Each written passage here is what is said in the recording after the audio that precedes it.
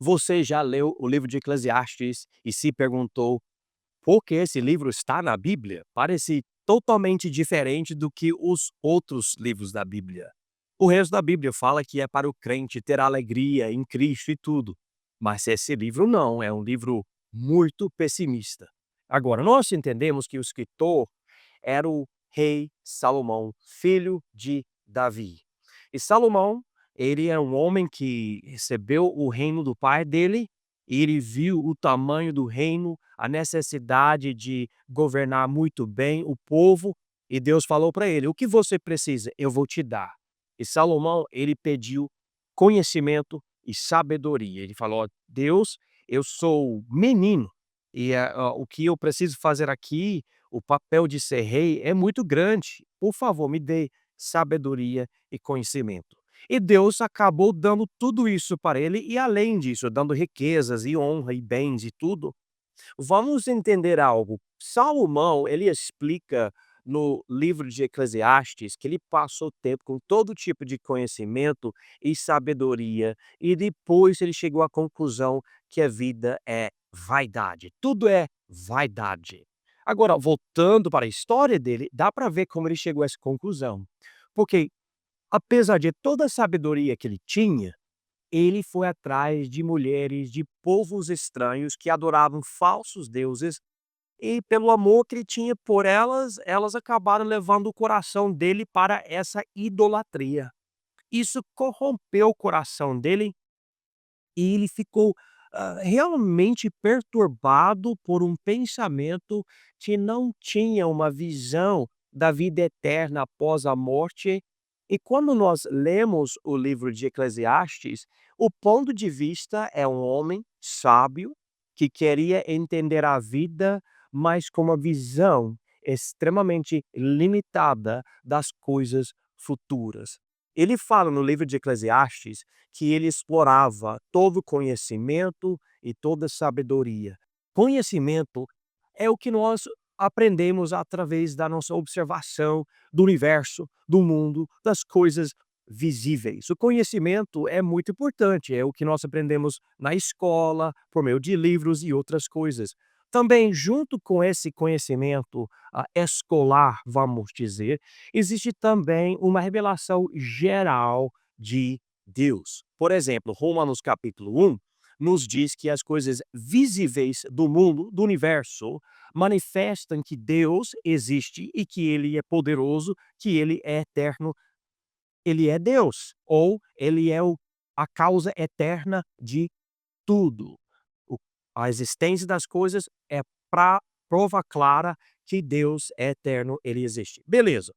Daí, em Romanos capítulo 2, nós vemos como a nossa consciência dentro de nós tem uma lei escrita que manifesta que Deus não é somente criador, mas ele também é juiz, e nós percebemos isso porque nós percebemos que existe o certo e o errado. Então, no conhecimento geral, o homem, ele já tem consciência da existência de Deus e que Deus vai julgar. Tá, mas esse é somente o conhecimento. A segunda coisa é a sabedoria. A sabedoria não é somente aprender, mas é meditar na verdade. E, na verdade, isto até inclui a ideia de temer o Deus que nos criou. Salomão até disse no livro de Provérbios que o princípio da sabedoria é o temor do Senhor. Então, existe uma certa reverência na sabedoria para falar: ok, bom, eu conheço essas coisas, mas diante de Deus, como eu devo viver? Na verdade, o conhecimento responde para a pergunta: o quê? Né? O que é isso? O que é aquilo? A sabedoria responde à pergunta: como? Como eu devo viver nesse mundo com tudo que eu conheço? E Salomão, ele explorava o conhecimento, ele explorava a sabedoria, mas por causa de várias circunstâncias e erros na vida dele, ele não tinha revelação divina. Revelação divina é o que Deus faz para tirar o véu da eternidade, para nos revelar ah, para a nossa mente, nosso coração, o nome dele, o que acontece depois da morte, a vida após a morte. E muita outra coisa que dá para o ser humano paz e certeza que é impossível ter por somente observar com conhecimento e sabedoria esse mundo caído. Salomão, ele estava vendo, aqui tem um homem justo e ele está fazendo o certo, e segundo a sabedoria é para ele ter uma vida muito boa. Só que ele sofre, ele passa por muita dificuldade, muita tribulação, aflição mesmo. E aqui, eu entendo Deus ser justo, mas aqui tem um homem ruim, um ímpio. Ele maltrata as pessoas, mas ele está tendo uma vida muito, muito boa.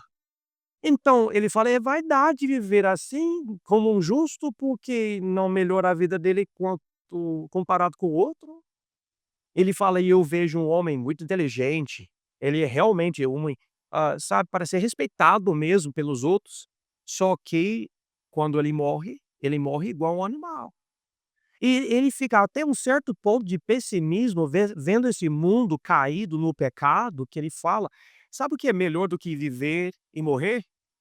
Melhor é não nascer. É melhor para você não precisar passar pelas aflições". Então, nós vemos que a visão de Salomão no livro de Eclesiastes é uma visão extremamente limitada. Ele está dando para nós um exemplo de um ser humano que tem conhecimento, tem sabedoria, quer entender a vida, explora tudo que existe nesse mundo, mas não tem o verdadeiro conhecimento do Deus da Bíblia. É um homem perdido, ele é sábio, ele tem bastante conhecimento. Ele até reconhece, um Deus existe e ele vai nos julgar. A conclusão da coisa toda, a gente deve temer a ele e obedecer o que ele manda. Mas o que acontece depois? Esse tipo de pessoa não sabe. E isso nos leva para algo muito evangelístico nos nossos corações como crentes. Nós podemos até conhecer descrentes que são mais inteligentes do que nós, que sabem explorar a tecnologia, a ciência, a biologia e muita outra coisa, e nós vemos os resultados e às vezes ficamos, tipo, surpreendidos. "Uau, olha o que essa pessoa inventou ou fez". Mas essas mesmas pessoas, sem conhecer a Deus através da divina revelação da Bíblia, não sabem de nada além dessa vida. Há um véu, um bloqueio. E nós que temos acesso à verdade, nós podemos abrir a nossa Bíblia e explicar para as pessoas o que acontece depois. Às vezes, uma pessoa muito inteligente, cientista, outro tipo de pessoa, se humilha e fala: "Olha, há muita coisa que eu sei, mas há muito mais que eu não sei". E quando a pessoa vai do orgulho, da arrogância do conhecimento para essa humildade, dá para nós levarmos a verdade da vida após a morte em Jesus Cristo e fala: "Olha, sabe, você foi criado para algo muito mais do que essa vida. Vamos dizer que você chega a ter 80, 90, 100 anos de idade, mas essa vida aqui vai acabar. Você pode fundar uma universidade e ensinar muita pessoa, mas afinal de tudo isso, você vai para onde? Você vai para a morte, você vai morrer. Todos nós. É só isso? E muitas vezes a pessoa pensa: "Mas é só isso?". Não, não é só isso.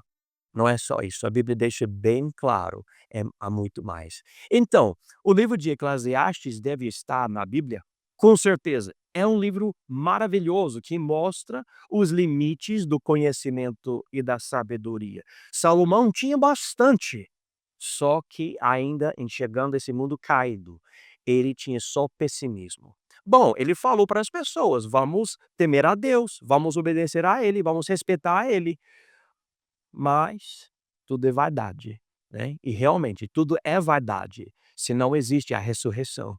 Nós somos bem miseráveis Se não existe algo após essa morte. Graças a Deus, Jesus veio, ele morreu por nós, ressuscitou e agora através dele nós podemos ter não somente essa vida aqui agora, mas a vida eterna, a esperança de ir para ele, para a glória, para estar com ele para sempre. Vamos lembrar disso. Vamos estudar o livro de Eclesiastes, vamos estudar a Bíblia toda e vamos compartilhar a esperança que nós temos em Jesus Cristo para um mundo que anda perdido e sem ele.